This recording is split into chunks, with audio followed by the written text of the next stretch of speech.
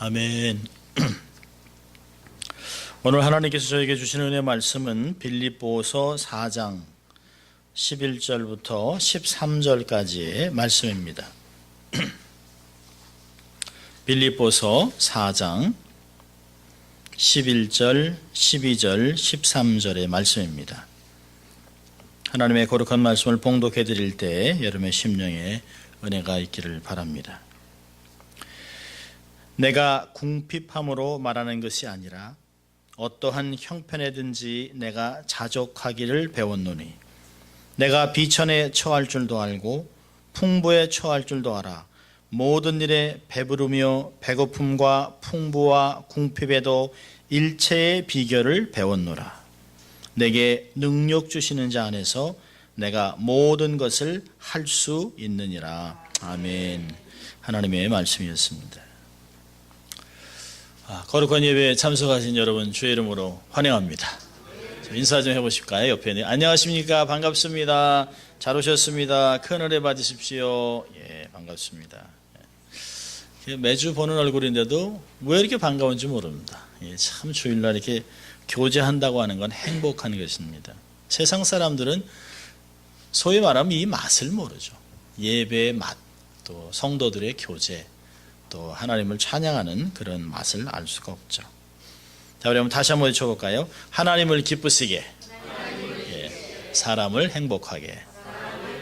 예, 그렇습니다. 우리가 하나님을 기쁘시게 하면 하나님 우리를 기뻐하실 것이에요.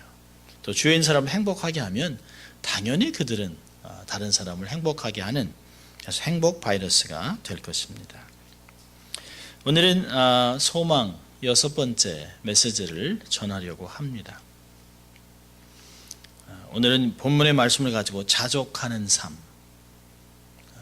어떤 상황에서든지 만족하고 자족할 줄 아는 삶, 이런 주제를 가지고 은혜를 나누려고 합니다. 사람들은 나이가 들면서 2마리의 개를 키우고 살아갑니다. 모든 사람들은 나이가 먹으면 다 그렇게 됩니다. 어떤 개일까요? 편견과 선입견입니다. 편견과 선입견. 이 2마리의 개는 세월이 가면 갈수록 사람의 내면에서 아주 사납게 지저듭니다. 그래서 우리가 마음이 정체가 돼요. 새로운 개발된 것들에 대한 자꾸 두려움이 생깁니다. 그래서 자꾸 지저대요. 그건 안 돼. 그건 좋은 게 아니야. 라고 자꾸 우리에게 이야기합니다. 그래서 변화를 싫어하게 되고 새로운 것에 대해서 두려움을 갖게도 합니다. 마음이 오랜 경험 때문에 그것이 정체가 됐고, 그리고 또 우리는 스스로 오래된 것, 옛 것들에 대한 향수가 있습니다. 그럼 구관이 명관이지. 이렇게 얘기를 합니다. 그때는 그렇게 어려웠었는데요. 시간이 지나면 역시 구관이 명관이야. 옛 것이 좋아. 나이가 들면서 옛 어른들이 좋아했던 국악들을 제가 가끔 듣습니다. 태평가도 듣고 무슨 아리랑도 듣고 듣습니다. 그러다가 가끔 그 가요 무대 이런 걸 들으면 옛날 어른들이 부르셨던 두만강 이런 노래를 들으면 옛날에는 지금은 그래, 역시 옛날 가수들이 노래를 잘해. 그리고 요즘 그 가수들은 알아듣지도 못하는 소리에 그 하는 거 보면 정말 가수일까? 뭐 이런 생각도 합니다. 그러니까 그런 거 보면 우리는 스스로 옛 것들에 대해서 자꾸 향수를 갖습니다. 오랜 동안 생각이 굳어졌습니다. 경험된 것을 통해서 선입견과 함께 고정관념이 이렇게 딱 자리 잡았습니다. 우리가 어떤 사람을 보면, 우리가 요즘 같은 아랍 사람들을 보면 괜스레 이렇게 두렵습니다. 그리고 일본 사람을 보면 중거 없이 밉습니다. 더군다나 이름이 아베 비슷하다면 이 안에서 괜히 이게 막 분노가 막 치미는 것들을 어찌 할 수가 없습니다. 목사임에도 불구하고 어쩔 수 없어요. 또 흑인, 히스패닉들을 보면 또 다른 우리가 편견을 갖고 있습니다. 사람의 외모를 봐도 깨끗하게 차려오면 뭔 일이 있나 보다. 그런데 아침에 띵동 하고 나왔는데 완전히 막 머리도 막 산발해가지고 여보세요 뭐 이렇게 모습 보면 저 사람이 왜 저럴까? 그러니까 우리가 이렇게 보고 듣고 하면 우리 안에 이미 정해진 게 있습니다. 아, 이렇구나 저렇구나 이렇게 결정을 해버립니다. 어떤 환경을 접하면 어렵다 이렇게 생각을 합니다. 우리는 참 가끔 생각하면서 아, 빈자리가 참 너무 많다라고 생각합니다. 그런데도 금요일날 저희 교회 오셨던 분은 교회가 너무 아늑하고 너무 좋고 너무 이렇게 좋은 교회라 다음 주부터 저희 교회를 오시기로 하셨습니다. 참 이게 여러분 우리가 보고 느끼는 것이 모든 것이 아니에요. 현재 지금이 끝이 아닙니다. 최고의 것은 아직 도달하지 않았습니다. 우리의 결정은 절대적이지 않아요. 여러분 우리가 좋아했던 것도요, 어떤 상대적인 평가예요. 우리가 막 좋았을 때는 좋았지만 우리가 힘들 때는 옛날에 좋아했던 것도 싫어지게 됩니다. 우리는 절대적이지 않습니다. 현실은 끝이 아니에요. 여러분 고급 차를 다 몰고 가고 제가 최근에 여기를 보는데 롤스로이스가 쫙 2대가 지나가요. 그래서 웬일인가 이렇게 생각을 했습니다.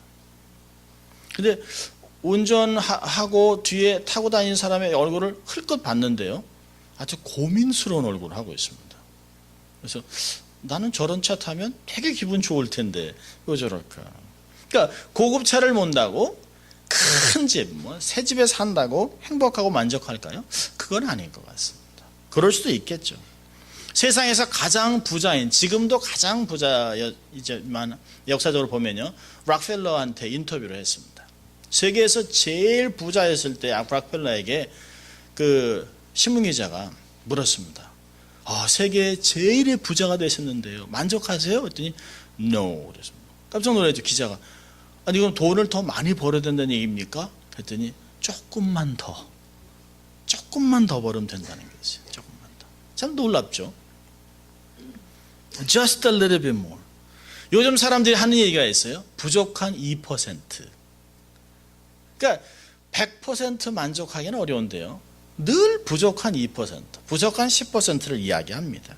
그게 채워지기 전에는 안 된다는 것이. 얼굴도 부족한 2%, 재산도 학력도 뭔가가 부족하니까 계속 부족한 2%를 채우겠다라고 하는 욕망, 야망, 그것이 채워지지 않고서는 결코 행복할 수 없다, 만족할 수 없다는 이야기를 합니다. 한번 성형수술을 하면 그 다음에 계속 한다는 거지. 또 하고 또 하고 또 하고. 도무지 만족을 모릅니다. 여러분 대한민국 지금 이제 70대가 넘으신 어르신들을 보면 참 한국이 1988년 전까지는 그렇게 택시도 많지 않았습니다. 차도 많지 않았고요, 부유하지 않았어요.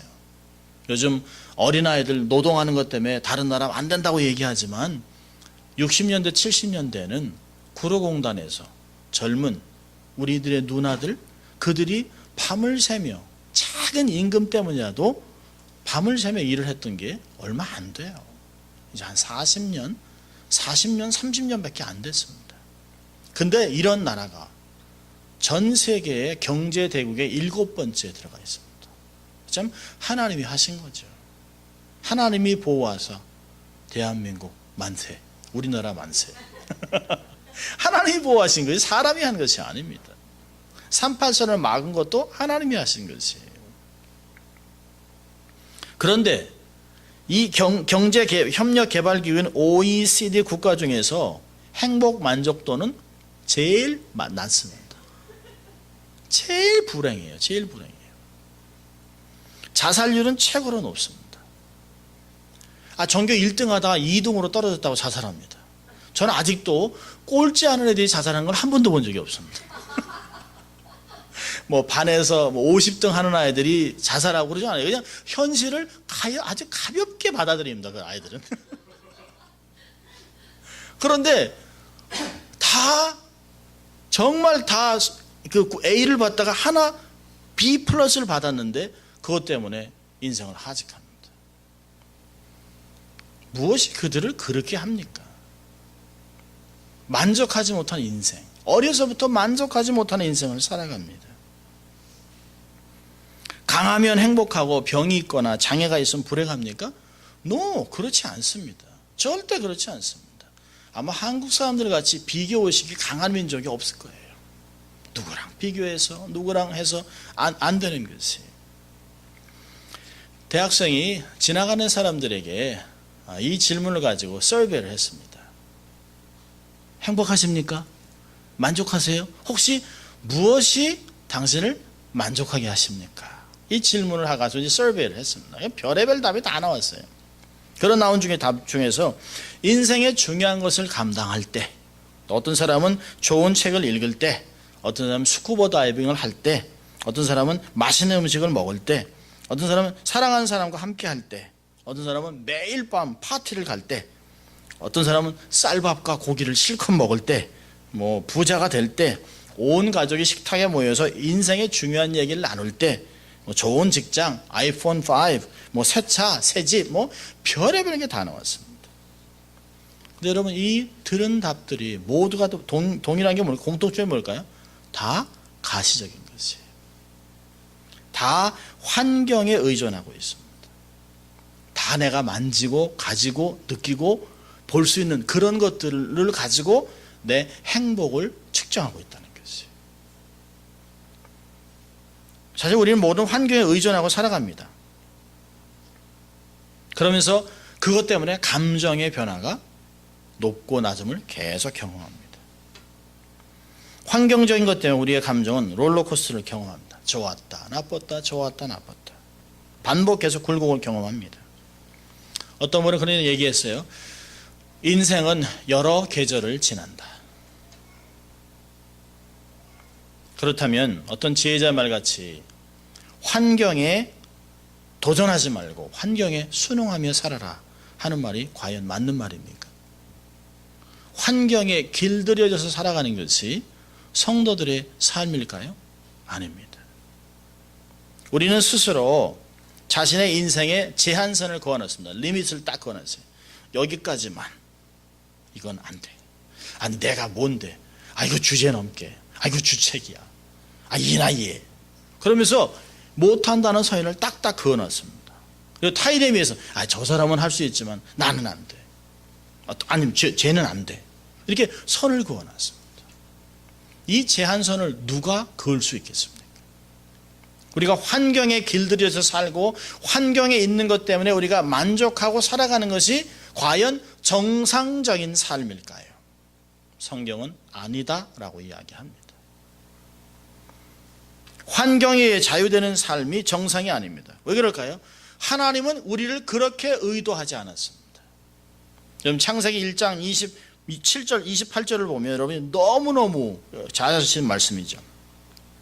하나님이 자기 형상 곧 하나님의 형상대로 사람을 창조하시되 남자와 여자를 창조하시고 하나님이 그들에게 복을 주시며 그들에게 이르시되 생육하고 번성하여 땅에 충만하라 땅을 정복하라 바다의 고기와 공중의 새와 땅에 움직이는 모든 생물을 다스리라 하시니라. 생육, 번성, 충만, 정복, 다스림 이 모든 것이 사람에게 주신 하나님의 권위입니다. 하나님이 이 권위를 가지고 에덴 동산을 다스리는 매니저를 삼아 놓으셨습니다. 만물을 다스리는 최고의 임무를 부여하셨어요. 에덴 동산직이. 놀라운 일이죠. 가꾸고 보존하고 다스리라. 모든 것을 아름답고 조화를 이루고 평화롭게 가꾸었습니다. 언제까지요? 아담과 이브가 하나님의 말씀을 불순종하고 범죄할 때까지. 범죄하고 그들은 에덴 동산에서 쫓겨났습니다. 그리고 인생은 평안, 예배, 아름다움 그런 것이 아니라 고난, 질병, 고통 이런 염려를 동반하게 되었습니다. 시편 기자는 그래서 우리의 인생을 죄 지은 인생을 이렇게 표현합니다. 우리의 연수가 70이요 강건하면 80이라도 그 연수의 자랑은 수고와 슬픔뿐이요 신속히 가니 우리가 날아가나이다. 얼마나 빨리 인생이 지나가는지 모릅니다. 눈 깜빡할 사이 인생의 황혼에 서 있습니다. 인생을 돌아보면 한순간에 돌아갔어요. 야, 정말 이렇게 살려고 이렇게 아둥바둥하고 정말 야, 어떻게 이렇게 살았나. 남은 건 후회밖에 없다. 어르신들이 가끔 그런 얘기합니다. 아예 좀 잘해줄 걸. 자식을 보면서 아이고 측은해서 좀 잘해줄 걸. 아유 그때 좀 도와줄 걸. 아유 그거 하지 말 걸. 그러면서 껄껄껄 하면서 노년을 기다리고 있습니다. 이게 정상입니까? 아닙니다. 하나님의 사람들은 과거에 묶여서 껄껄껄하며 살도록 만들지 않으셨습니다. 이렇게 죽음 앞에서 이제 어쩔 줄 모르는 그런 인생으로 마감하도록 하나님이 그렇게 두지 않으셨어요. 새로운 소망을 주셨습니다. 그리고 하나님 말씀하셨어요. 사도 바울의 입을 통해서 누구든지 그리스도 안에 있으면 새로운 피조물이라. 보라 이전 것은 지나갔으니 보라 날마다 계속해서 반복적으로 새롭게 되고 있다라고 얘기하고 있습니다. 새로운 피조물이 되고 새로운 인생이 돼서 새로운 소망과 새로운 비전과 꿈으로 가득한 인생을 살아가게 하셨습니다. 할렐루야. 여러분 새로운 신분은 새로운 소망을 주시는 것이에요. 지금 예수 그리스도를 내 삶의 구주로 영접하고 나서는 우리는 더 이상 과거에 묶이지 않습니다. 과거 지향적이 아니에요. 미래 지향적인 삶을 살아가고 있습니다. 지금 이 순간에도 부족하지만 하나님의 능력을 신뢰하고 이 신분 때문에 하나님이 주실 놀라운 은혜와 하나님이 주실 무한한 자원들을 기대하면서 우리는 새로운 고백을 하는 것이에요. 85세가 되었던 갈렙이 아무도 바라보지 못하던 두렵고 떨던 그 헤브론 산지를 저 산지를 내게 달라고 얘기하고 있어요. 내가 능히 하나님이 함께 하시면 내가 능히 저 산지를 정복할 수 있다라고 얘기하고 있습니다. 내 능력이 지금도 이왕과 같다는 것이에요. 85세가 되어서도. 그리스도 안에 있다면 새로운 피조물이 되었다면 새로운 신분이 주어졌다면 우리는 진취적인 삶을 살아갈 수 있습니다. 아직도 멋진 인생을 개척할 수 있습니다. 문제는 많은 사람들이 예수만 믿으면 만사 형통할 것이라고 믿는다는 것이에요. 예수 믿으면 다 나아지겠지. 여러분 그렇습니까? 그렇지 않습니다. 예수 믿었는데도 우리가 교회를 잘 설미는데도 우리가 말씀대로 삶을 살아감에도 불구하고 삶에 고난은 연속됩니다. 예수 믿었다고 해서 하루아침에 부자가 되지 않아요. 하루아침에 처졌던 배가 없어지고 초콜릿 복근이 생겨가지고 우통을 먹고 다니고 이러지 않습니다. 밤새 철야했다고 얼굴이 갑자기 김태희로 바뀌지 않습니다. 그렇지 않아요. 예수를 잘 섬기고 최선을 다하고 하나님께 헌신했는데 비즈니스가 하루아침에 곤두박질할 수 있어요. 자녀들도요. 아이들도 12살까지는 아주 잘 지내다가 13살 때부터는 괴물로 변할 수 있습니다. 이 아이들이 왜일까? 가끔 그래요. 저 누굴 닮아 저렇게.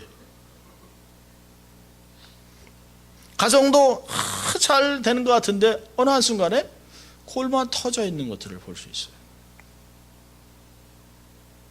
열심히 살았는데도 건강이 무너질 수 있어요.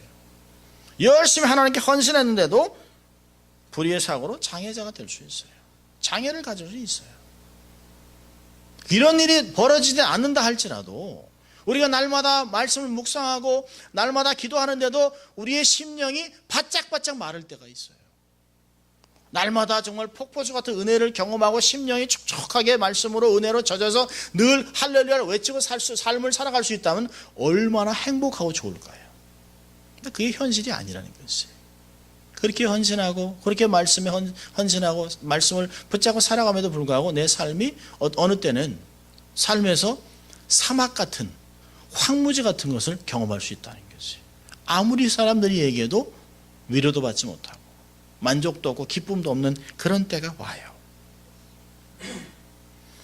우린 가끔 이런 질문을 합니다. 목사님, 교회 잘 다니고 신앙생활 열심히 하면 어려움도 없고 평안하고 만족한 삶을 살아야 되는 것은 아닙니까? 성경은 아니요 라고 이야기합니다. 여러분 11절 보시기 바랍니다. 오늘 본문을 보시면 자족이 뭐냐라는 거예요. 자족이 어떻게 자족을 얻을 수 있느냐라고 하는 것입니다. 어떻게 우리는 자족한 삶을 살아갈 수 있는가. 11절을 보면 11절 12절에 중요한 게 있어요. 내가 자족을 배웠다. 12절에도요 내가 일체의 비결을 배웠다라고 얘기합니다. 그렇다면 자족은 본성이 아니라는 것이에요. 태어나면서부터 사람이 갖고 태어나는 것이 아니에요. 어느 누구도 자라면서 얼굴에 만족, 자족, 매 순간 자족하는 애들이 없어요. 여러분 애들같이 이기적인 아이들이 없습니다. 그 조그만 애긴데도요 가끔 이제 어떤 때 지난번에 있을 때 영화보 방해를 가보면 꼬마애들끼리요 아니 자기가 그 젖꼭지를 갖고 있는데 옆에 있는 애기 걸 뺏어요. 꼬마들끼리 옆에 우유 먹는 걸 뺏어 먹어요. 그러니까 애들 싸움이 또 엄마들 싸움이 됩니다. 아니 왜 애를 훈련시켜야지. 제가 웃으면서 아니 1살 된 애를 무슨 훈련을 시켜요. 차라리 떨어뜨려 놔야지. 그 애가 남이 거 막 뺏어요. 막 머리 잡아 당깁니다. 막 꼬맹이들이. 남의 것을 가져서라도 내가 만족을 얻으려고 하는 그런 마음이 있습니다. 사람은 태어나면서 누구도 만족이 없어요. 우리의 본성은 원망, 불평, 감사라고는 조금도 없습니다. 자연적으로 생기는 것이 아니에요. 우리가 교회를 다닌다고 성경을 읽는다고 기도한다고 이 감사가 자족하는 마음이 그냥 자동으로 생기는 게 아니라는 것이에요. 소유가 풍족하고 넉넉하지 않으면 만족하지 못하는 존재들이에요. 그걸 인정하라는 것이에요. 이 자족은요 11절에 보니까 경험을 통해서만 배운다는 것이에요. 경험을 통해서 배움을 통해서만 얻을 수 있다는 것이에요. 예수만 믿으면 자동으로 자족해지지 않습니다. 삶에서 자족하기 위해서 우리가 치료해야 될 대가가 있다는 것이에요.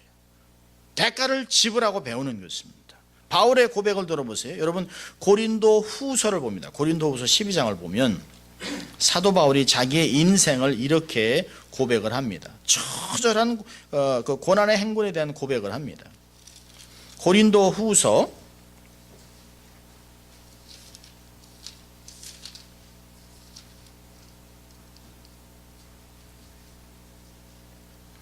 11장 23절부터 27절입니다. 자, 우리 같이 읽습니다. 시작. 저희가 그리스도의 일꾼이냐 정신없는 말을 하거니와 나도 더욱 그러하도다. 내가 수고를 넘치도록 하고 옥에 갇히기도 더 많이 하고 매도 수도 없이 맞고 여러 번 죽을 뻔하였으니 유대인들에게 40에 하나 감한 매를 5번 맞았으며 3번 태장으로 맞고 1번 돌로 맞고 3번 파산하는데 일주야를 기품에서 지냈으며 여러 번 여행에 강의 위험과 강도의 위험과 동족의 위험과 이방인의 위험과 신의 위험과 광야의 위험과 바다의 위험과 거짓 형제 중에 위험을 당하고 또 수고하여 애쓰고 여러 번 자지 못하고 주르며 목마르고 여러 번 굶고 춥고 헐벗었노라. 예. 바울의 사역은 쉬운 사역이 아니었습니다. 사선을 넘나드는 사역이었어요. 처절한 고백을 하고 있습니다. 고난의 행군입니다. 하나님께 자기의 삶을 헌신하고 목숨을 걸고 주의 사역을 감당하는 하나님의 사역자들에게 말할 수 없는 고난이 왔다는 거예요. 우리가 생각하면 하나님께 헌신하고 하나님께 자기의 삶을 다 드리고 결혼도 포기하고 독신으로 하나님께 헌신하고 있는 사람이라면 하나님이 100% 보호해 줘야 되는 거 아닙니까?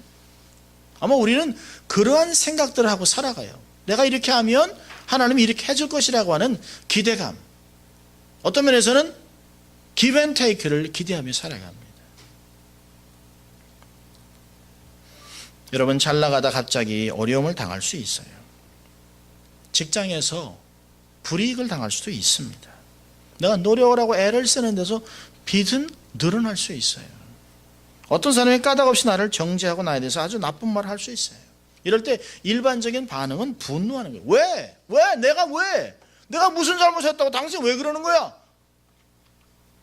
그런데 하나님은 이런 상황 속에서 자족함을 배우라는 것이에요. 이런 것을 통해서 영적인 내공이 쌓이는 것입니다. 어떻게 이런 상황 속에서 주님과 동행하는 삶을 살아갈 수 있을까? 영적인 노하우를 경험하게 되는 것입니다. 우리가 고난의 대명사로 욥을 보지 않습니까? 욥이 얼마나 의롭습니까? 하나님이 인정한 욥입니다. 죄를 떠나고 순전하고 악에서 떠난 이런 사람이 없다라고 하나님이 사단에게 자랑하는 사람이에요. 그런데도 그 사람에게 하나님의 고난이 와요. 그러니까 욥이 얘기하잖아요.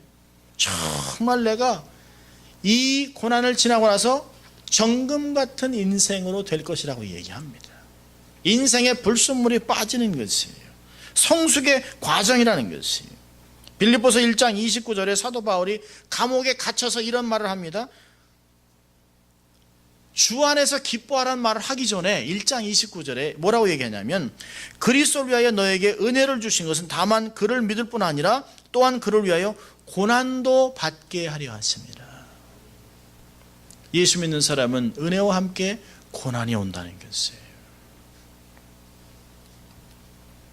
그래서 12절을 보면 오늘 다시 본문으로 돌아가면 4장 12절에 이 자족은 뭐냐면 환경을 초월하는 것이라는 것이에요.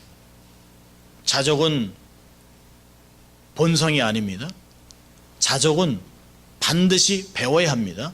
자족은 그래서 환경을 초월하는 힘이 되는 것이에요. 12절에 내가 비천에 처할 줄도 알고 풍부에 처할 줄도 알아 모든 일에 배부리며 배고픔과 풍부와 궁핍에도 일체의 비결을 배웠다. 많은 사람들이 남이 떡이 커 보인다 얘기합니다. 그러면서 불평하고 원망하기 시작합니다. 나도 저런 집에 살아봤으면, 저런 차 있었으면, 저런 직장을 다녔으면 인생이 확 바뀔 텐데. 아닙니다. 하나님이 하나님의 뜻이 있어서 우리를 삶의 지금이라고 하는 현장에 심어 놓으시는 것이에요. 환경이 중요한 것이 아니에요. 바울은 자신이 감옥에서 풀려나기를 기도하지 않습니다. 여러분, 우리의 환경 부족하고 연약하지만 누구를 탓하지 마십시오. 이 환경 속에 두신 하나님의 의도가 있습니다. 하나님께서 이곳에서 행하실 하나님의 뜻이 있기 때문에 지금 우리를 인내하고 소망 가운데 이 순간을 잘 견디라고 하는 어려운 환경 속에 있는 사람들을 격려하고 위로하고 소망을 줄 수 있는 인생으로 만들기 위해 우리를 이 땅에 심어 놓으신 것이에요. 빌립보서 1장 12절 또 14절까지는 사도 바울이 이렇게 얘기합니다. 형제들아 나의 당한 일이 도리어 복음의 진보가 된 줄을 너에게 알기를 원하노라. 이러므로 나의 매임이 그리스도 안에서 온 시위대 안과 기타 모든 사람에게 나타났으니 형제중 다수가 나의 매임을 인하여 주 안에서 신뢰함으로 겁없이 하나님의 말씀을 더욱 담대히 말하게 되었느니라. 바울은 하루 종일 로마 군인에게 사슬로 묶여 있습니다. 그런데 그것을 오히려 기회를 삼아서 묶여있는 사람에게 서로 묶여있으니까 움직이지 못하니까 그에게 복음을 증거하는 것입니다. 복음을 전할 기회를 삼았습니다. 바울은 풍부함도 경험했어요. 궁핍함도 경험했습니다.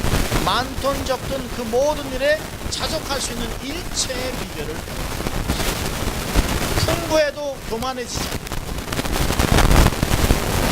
자긍하지 않고 타인을 멸시하지 않는 것을 배웠습니다. 비천에 처했을 때도 비굴하거나 좌절하거나 낙심하거나 포기하거나 원망하지 않는 것을 배웠습니다. 왜요? 그 뒤에 역사하시는 분은 하나님이시기 때문에 하나님의 뜻이 반드시 있다는 것이죠. 나를 이 환경 속에서 부유함 가운데 가난한 가운데 이런 어려운 환경 속에서 나를 하나님이 만들어 가고 있다라고 하는 것을 믿었다는 것입니다. 고린도후서 4장 7절에서는 사도 바울이 이렇게 고백을 합니다.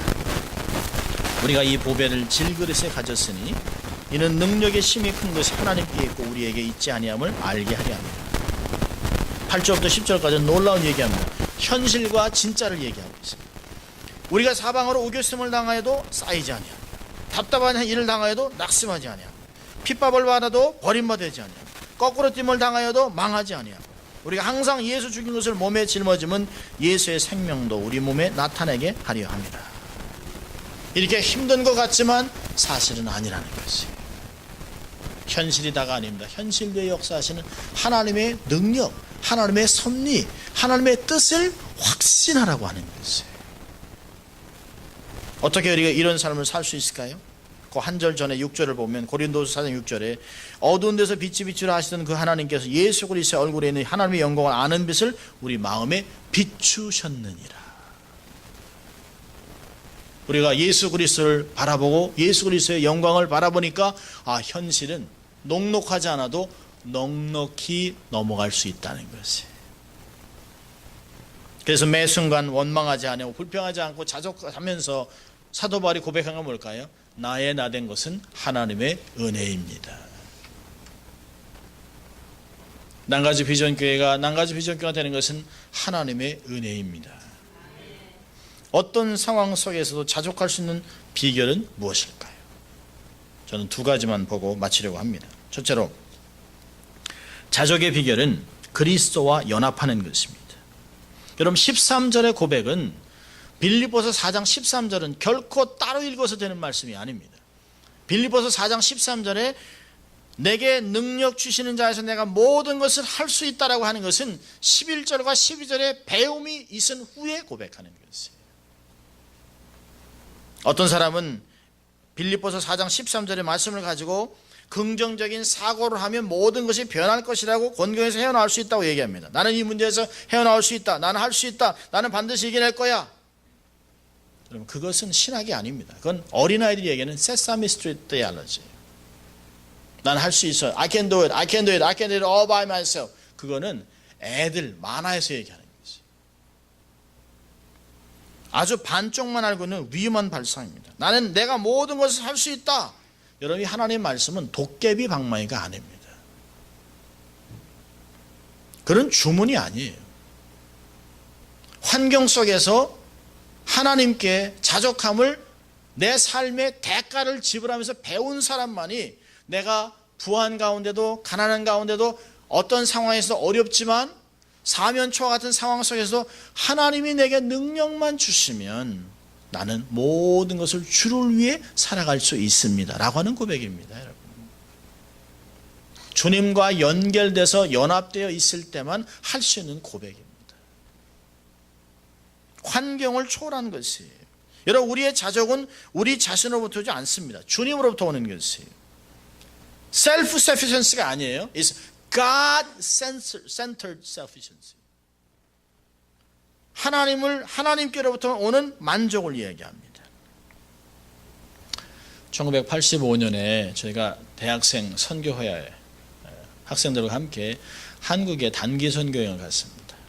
한국에 이제 쭉 충남 쪽으로 해서 부산으로 해서 작은 교회들에 가서 저희가 여름 선교학교를 해주고 그리고 저녁에는 부흥 집회를 하면서 지도 목사님께서 말씀을 전하시고 하는 것들을 한 달 정도 한 적이 있습니다. 근데 아주 작은 교회예요. 시골 교회. 아주 시골 교회인데 한 50명, 60명 앉아있는 아주 시골 교회인데요. 담임 목사님께서 혹시 저녁 예배 때 특송을 해줄 수 있느냐. 근데 누군가 자원할 사람이 있는가 물어봤습니다. 그런데 갑자기 어느 자매가 I'll do it, I can do it 하고 얘기했습니다. 저희들 마음은 갑자기 마음이 철렁했습니다. 쟤는 아닌데. 근데 자기가 하겠다 그러니까 담임 목사님이 고맙다 그랬습니다. 이제 큰일 난 겁니다. 이제. 근데 자기가 정말 잘할 수 있다고 기도 열심히 하고 밤새 기도하고 아침에 음을 하면서 이제 하면서 딱 그 자매가 특성을 찾아냈습니다. 딱 앞에 서서 미국에서 온 대학생 누구누구가 이렇게 특성을 합니다. 그러니까 기대감으로 할머니 할아버지 이런 분들이 농촌에 계시던 분이 얼굴도 피부도 검은 분들이 이렇게 기대감이 있습니다. 근데 한 소절도 부르지 않아서 분위기는 바닥을 치고 있었습니다. 이 자매가 노래하는데 완전 하면서 병든 닭소리를 낸 거예요. 그러니까 모든 분들이 인상을 이게 어떻게 이런 일들이 우리 교회에서 일어날 수 있는가, 그런 담임 목사님도 이게 앉으셔가지고 지도 목사님, 설교하시는 목사님도 이걸 어떻게 이 분위기를 전환시킬 것인가에 고민하는 모습이 이게 눈에 막 띕니다. 하여튼 어떻게 그 집회가 끝났는지 몰라요, 지금도. 그리고 그 다음날 아침에 우리가 일어나서 이제 묵상을 나누면서 그 자매가 질문했습니다. 왜 하나님께서는 당신의 말씀인 빌립보서 4장 13절을 이루어지지 않을까요? 내게 능력 주신 자에서 내가 모든 것을 할 수 있다. I can do it. 막 이랬습니다. 그러니까 목사님이 분노함을 많이 다스리시더라고요. 이렇게 차분하게 한숨을 한 3번 푹 쉬시더니, 야, 이 말씀은 너 노래 부르는 거하고는 아무 상관이 없어. 그 귀절이 있는 앞뒤를 봐야지, 컨텍스트를. 그러니까 모든 사람이 웃지도 못하고 아주 삶에서 아주 그냥 피 맺힌 경험을 하고 돌아왔습니다. 여러분, 이 빌립보서 4장 13절은 우리가 밤새 처리한다고 40일 새벽 기도를 했다고 금식을 했다고 갑자기 하루아침에 뚝딱 능력자로 변하는 것이 아니에요. 일평생 하나님과 연합된 상태에서 예수 그리스도와 연합되고 동행하는 삶을 통해서, 그 삶을 통해서 고난과 환난과 어려운 시간들을 다 지나면서 하나님의 신실함을 경험하고 그리스도의 도우심을 경험하고 성령님의 인도하심을 매 순간 순종한 사람만이 주를 위해 살아갈 수 있다고 고백하는 것이에요. 환경이 아무리 악화되어도 주님이 함께 하시면 주를 위해 살아갈 수 있다고 얘기하는 것이에요. 세상과 타협하지 않는 인생을 이야기하는 것입니다. 요한복음 15장 4절에 있습니다. 내 안에 거하라, 나도 너희 안에 거하리라. 가지가 포도나무에 붙어있지 아니하면 절로 과실을 맺을 수 없은 것 같이 너희도 내 안에 있지 아니하면 그러하리라. 사도 바울은 환경에 좌우되지 않았습니다. 오히려 환경을 초월해서 평강과 소망으로 가득했습니다. 감옥이 그를 굴복시키지 못했어요. 오히려 복음 전파하는데 그가 감옥을 사용했습니다. 자적의 비결은 그리스도와의 연합입니다. 자, 두 번째 비결은 뭡니까? 하나님의 성실함에 있습니다. 4장 19절을 보면, 우리 4장 19절을 함께 같이 읽어볼까요? 나의 하나님이 그리스도 예수 안에서 영광 가운데 그 풍성한 대로 너의 모든 쓸 것을 채우시리라. 아멘입니까, 여러분? 이것은 사도 바울이 고난 속에 부른 주제가입니다. 어려운 환경과 절대절명의 순간에도 나를 도와주시는 하나님을 기억했습니다. 언약의 하나님, 나를 떠나지 않으시고 버리지 않는 하나님, 나의 쓸 것을 공급하신 하나님을 절대적으로 신뢰했습니다. 그래서 인생이 롤러코스터 같은 인생의 굴곡 앞에서 절대 당황하지 않았습니다. 오히려 담대했습니다. 하나님의 능력을 내 연약한 삶에 다운로드하는 것을 알았습니다. 나의 연약함의 가운데 하나님의 능력이 나타난다. 내 삶에 있는 연약함 속에서 하나님의 도우심으로 사람들은 저 사람 저렇게 연약해, 저 볼품도 없어라고 하는데 그 안에 하나님의 능력이 폭발적으로 나타나니까 사람이 드러나는 것이 아니라 하나님이 드러나게 됐다는 것이에요. 내게 능력 주신 하나님을 의지하여 살아간다고 하는 것은 바울과 같이 연약한 가운데서도 하나님으로만 만족하는 인생을 살아가는 것입니다. 하나님은 제 짧은 인생을 살아가면서 한 번도 저를 실망시키지 않으셨습니다. 하나님의 성실하심, 그분의 공급하심을 확신하면서 환경을 초월하고 태연하게 살아가는 신앙생활은 자적으로부터 오는 것입니다. 꿋꿋하게 중심을 잃지 않고 당당하게 살아가는 성도들이 되어야 합니다.